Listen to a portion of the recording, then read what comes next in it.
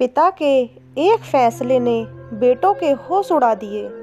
जगदीश प्रसाद जी चुपचाप बैठे हुए बड़ी बहू गीता की बातों को सुनते जा रहे थे। लग रहा था कि किसी भी समय वो अपना धीरज खो बैठेंगे, पर किसी तरह उन्होंने अपने आप को काबू में रखा हुआ था। गीता थी कि अनबरत बोलती जा रही थी।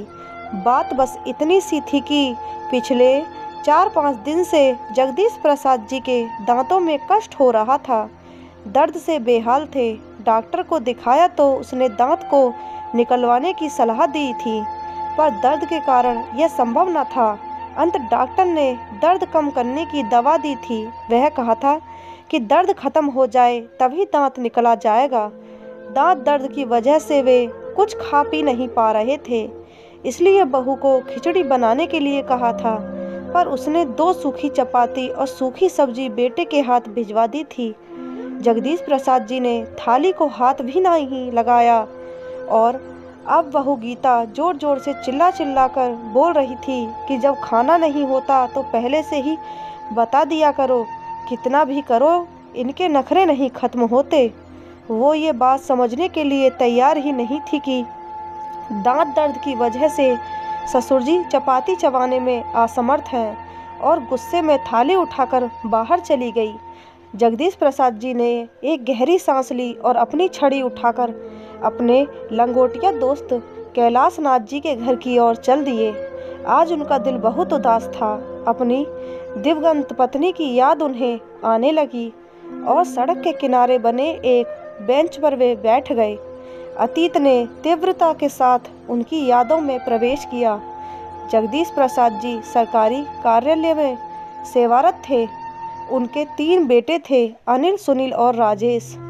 तीनों ही पढ़ने में अच्छे थे। उनकी पत्नी कांता एक कम पढ़ी लिखी लेकिन मेहनती व स्वाभिमानी स्त्री थी, जो कुशलता के साथ उनके घर का संचालन करती थी। मितव्यता क्या होती है यह जगदीश प्रसाद जी ने पत्नी से ही सीखा था, इसलिए महीने के अंत में अपनी पूरी पगार वो पत्नी के हाथ में सौंप देते थे और खुद निश्चिंत हो जाते थे। घर के मामलों में वे कभी भी नहीं बोलते थे, पर पत्नी को जब भी उनकी सलाह की ज़रूरत होती तो वे हरदम उसके साथ होते थे। समय के साथ उनकी उन्नति होती गई और बच्चे भी अच्छी शिक्षा प्राप्त कर चुके थे। अपने जीवन काल में उनकी पत्नी ने एक जो सबसे अच्छा काम किया था वो था मकान बनवाना। शहर की एक अच्छी सी कॉलोनी में उसने अपने सपनों का संसार बसाया था। जगदीश प्रसाद जी ने ऑफिस से लोन लेकर कुछ दोस्तों से मदद लेकर पत्नी के इस सपने को पूरा किया। पहले मकान 1 मंजिला था, पर जब बच्चे बड़े हो गए तो जगदीश प्रसाद जी ने हिम्मत करके मकान की 2 मंजिलें और भी बनवा दी। उनके तीनों बेटों की शादी हो गई थी और तीनों बेटों के 2-2 बच्चे भी हो गए थे, और अब जगदीश प्रसाद जी अपने छोटे बेटे के साथ निचली मंजिल पर रहते थे। अनिल व सुनील दूसरी और तीसरी मंजिल पर रहते थे। रसोइयाँ सबकी अलग अलग थीं। बस त्योहार वाले दिन सब एक जगह इकट्ठे होकर त्योहार मनाते थे। मुँह से तो कोई कुछ नहीं कहता था, पर राजेश की पत्नी को बहुत तकलीफ होती थी कि सारे काम मुझे ही करना पड़ता है। दोनों भाभियां बस हाथ हिलाने के लिए आ जाती थीं। उधर दोनों का कहना था कि भाई रसोई तो तुम्हारी है तो तुम जिम्मेदारी भी तुम्हारी है, पर ये बातें कभी भी झगड़े का रूप धारण नहीं कर पाती थी, क्योंकि कांता जी खुद भी एक मेहनती महिला थी, जो उम्र के इस दौर में भी चुस्त दुरुस्त थी। सारा दिन कुछ न कुछ करते रहना उनकी आदत थी। इसी कारण काम को लेकर बहुएं ही उन पर निर्भर थीं। जगदीश प्रसाद जी जब भी अपनी पत्नी के साथ बैठते थे तो कहते थे कि अब हमें किसी प्रकार की चिंता नहीं है, पेंशन तो आएगी ही, बस आराम से गुजारा हो जाएगा। जवानी में जो सपने मैं तुम्हारे पूरे नहीं कर पाया वो अब करूँगा। और पत्नी हल्के से मुस्कुरा कर अपनी सहमति प्रकट कर देती थी।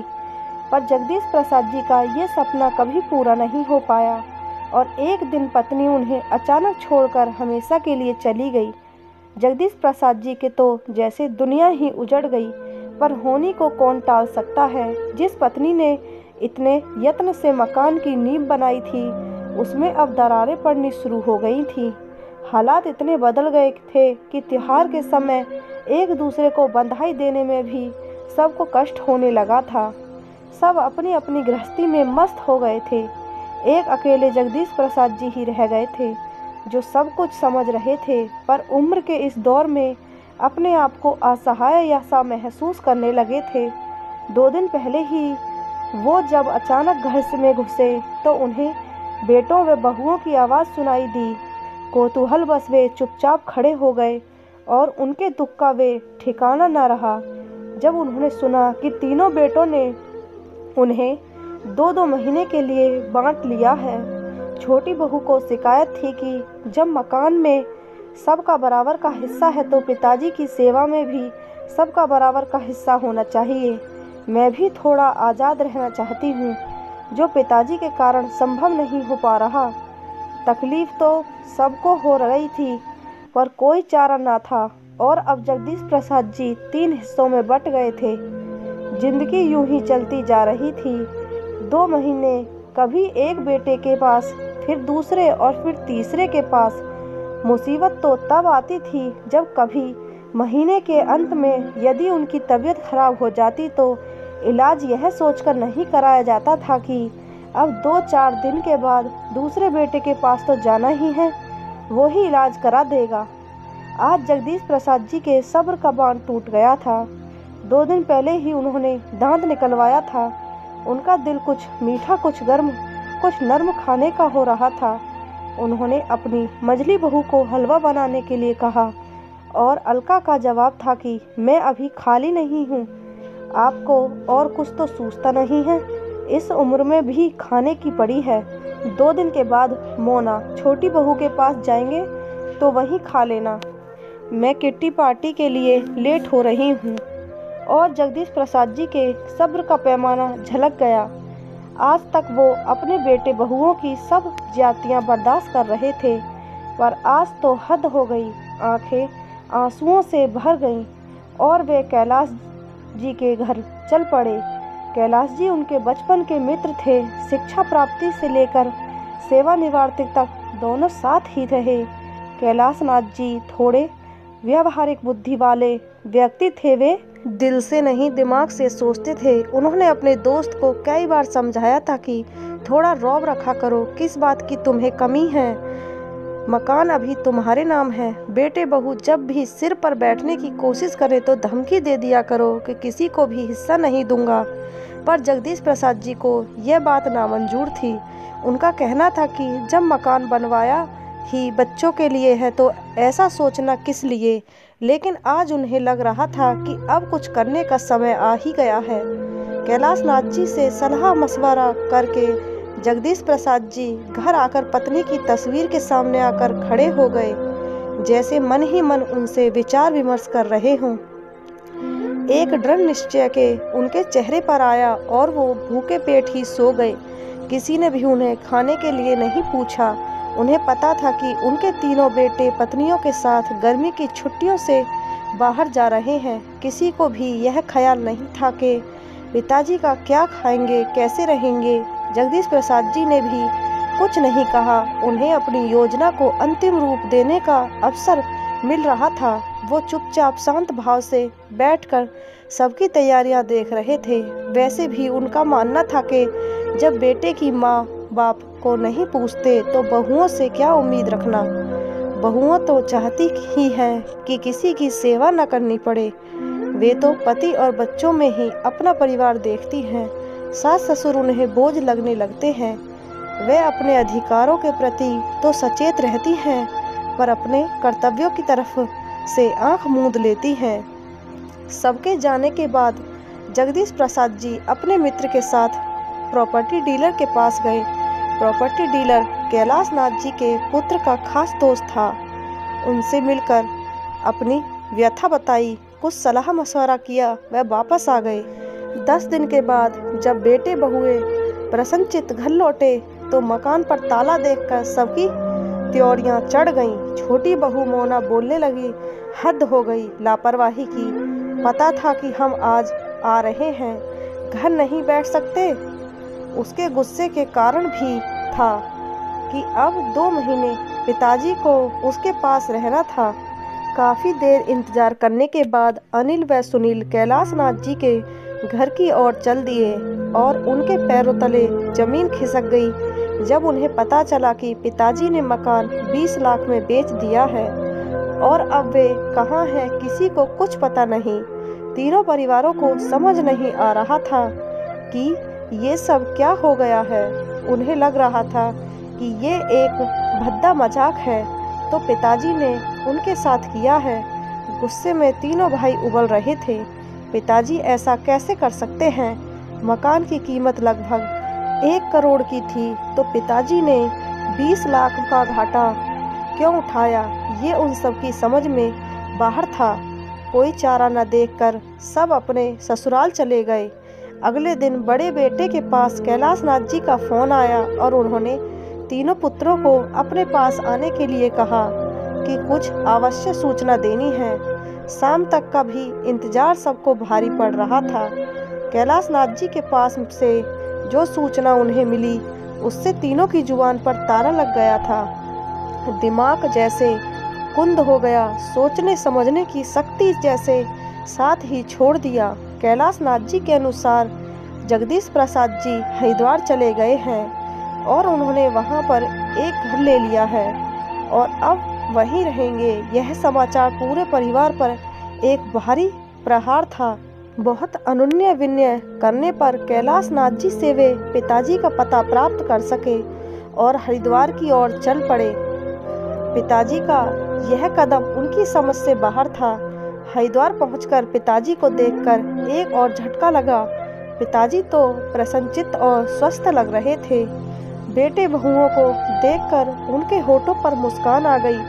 प्रसन्न दिल से उनका स्वागत किया और दीपक कहकर किसी को आवाज दी। आवाज सुनते ही 20-22 साल का एक लड़का सामने खड़ा हो गया। सबने कौतूहल से उसे देखा। जगदीश प्रसाद जी ने सबकी नज़रों को नज़रअंदाज किया और दीपक को 3 प्लेट गरम गरम हलवा लाने के लिए कहा। इसी बीच जगदीश प्रसाद जी सबसे बच्चों की कुशलता के बारे में जानते रहे। बेटे एक दूसरे की तरफ देख रहे थे कि कौन पहल करे, पर किसी की हिम्मत नहीं हो पा रही थी कुछ पूछने की। इतने में दीपक एक ट्रे में 3 प्लेट लेकर आ गया और सबको एक प्लेट पकड़ा दी। किसी ने भी प्लेट को हाथ नहीं लगाया। किसी को बोलते न देखकर जगदीश प्रसाद जी ने कमान अपने हाथ में ली और बोलने लगे, तुम सबको हैरानी हो रही होगी और गुस्सा भी आ रहा होगा कि पिताजी को ये क्या सहन सवार हो गई है, लेकिन कारण भी तुम लोग ही हो। मैंने और तुम्हारी माँ ने तुम लोगों को कभी भी किसी प्रकार की कमी नहीं आने दी। तुम्हारी माँ ने मेरी एक अकेली तनख्वाह में कितनी कुशलता से घर को चलाया, ये मुझे तुम सबको बताने की ज़रूरत नहीं है। और आज मुझे ये कहने में कोई भी शर्म नहीं है कि उसने अकेले तुम सभी को अपने प्यार से बांध रखा था, पर तुम 3 लोगों ने अपने एक बाप को ही किस्तों में बांट लिया। पर चलो कोई बात नहीं, कम से कम 2 वक्त की रोटी तो शांति से दे सकते थे, पर वो भी नहीं हो पाया। पार्लर और किट्टी पार्टी में जाने के लिए सभी के पास वक्त था, पर मेरी 2 रोटियां सबको भारी पड़ रही थीं। तुम सभी को अच्छी तरह से मालूम था कि जिसके पास भी मैं रहता था अपनी पेंशन वहीं खर्च करता था, लेकिन मेरी दवाई के लिए किसी के पास पैसे नहीं होते थे। तुम सबको अपने अधिकार पता थे, पर इस बूढ़े के प्रति तुम्हारे कुछ कर्तव्य भी हैं, यह तुम में से किसी को भी याद नहीं रहा। और फिर जब मेरे बेटे ही ऐसा हैं तो बहुओं से मैं क्या उम्मीद रखूं? कहते कहते जगदीश प्रसाद जी का गला रुंध गया। तीनों बेटे बहुएं नजरें झुकाकर बैठे रहे। जगदीश प्रसाद जी ने दोबारा बोलना शुरू किया, मेरा ये फैसला तुम्हें पसंद नहीं आएगा, यह मैं जानता हूँ, पर इसके जिम्मेदार भी तुम लोग हो। तुम्हें पता चल गया कि मैंने मकान बेच दिया है, 20 लाख के घाटे में बेचा है, पर मुझे इसका कोई मलाल नहीं है। 5-5 लाख में अपने पोते पोतियों के नाम से फिक्स डिपॉजिट करा दिए हैं, जो उनके बड़े होने पर उन्हें ही मिलेंगे। मैंने यह घर खरीद लिया है, 2 कमरे, किचन, बाथरूम, टॉयलेट, सभी सुविधाएं हैं। उनमें जो कमी थी वो मैंने जुटा ली है। मैंने इसके लिए आश्रम को 14 लाख दे दिए हैं। मेरे मरने के बाद यह घर आश्रम की संपत्ति हो जाएगा। अभी अभी जिस लड़के को तुमने देखा है वो एक अनाथ लड़का है जो अब मेरे साथ रहता है। मैंने एक स्कूल में उसका नाम लिखवा दिया है, पढ़ता भी है और मेरी सेवा भी करता है। 2 लाख मैंने इसके नाम से भी जमा करा दिए हैं। बाकी जो बचा, कितना बचा उसका हिसाब तुम लगा लो। मैंने बैंक में जमा करा दिए हैं। बैंक में जो इंटरेस्ट आएगा उससे मेरा खर्च आराम से चल जाएगा। मैं अपना खर्चा आराम से चला लूँगा। अब तुम लोगों को मेरी तरफ से पूरी आज़ादी है, जैसे चाहो वैसे रहो। यह सब कहकर जगदीश प्रसाद जी चुप हो गए और आराम कुर्सी पर बैठकर अपनी आंखें बंद कर ली। तीनों बेटे बहुओं को समझ नहीं आ रहा कि पिताजी की इन बातों पर अपनी क्या प्रतिक्रिया प्रकट करें। और सामने पड़ी हलवे की प्लेट को देखकर अलका सोच रही थी कि एक प्लेट हलवे की कितनी बड़ी कीमत सबको चुकानी पड़ गई है।